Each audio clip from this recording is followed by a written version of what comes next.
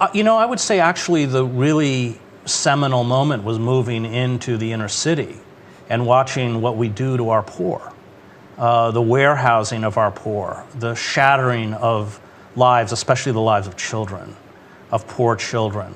That maybe rattled me more than almost anything I saw, and I've seen horrific things.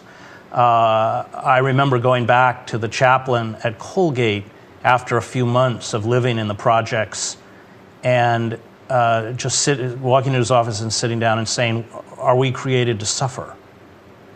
And his answer was, "Is there any love that isn't?"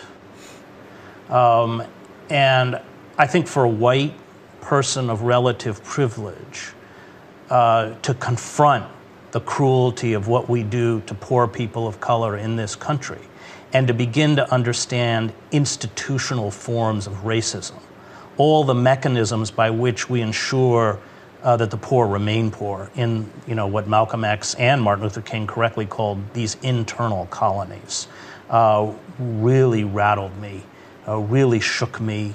It made me question all sorts of things.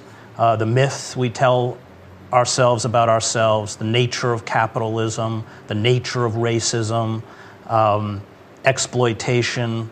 Those 2.5 years I spent in Roxbury were quite profound. Not that, of course, I wasn't stunned at the evils of empire in places like El Salvador or Gaza or anywhere else. But Roxbury was quite a shock for me.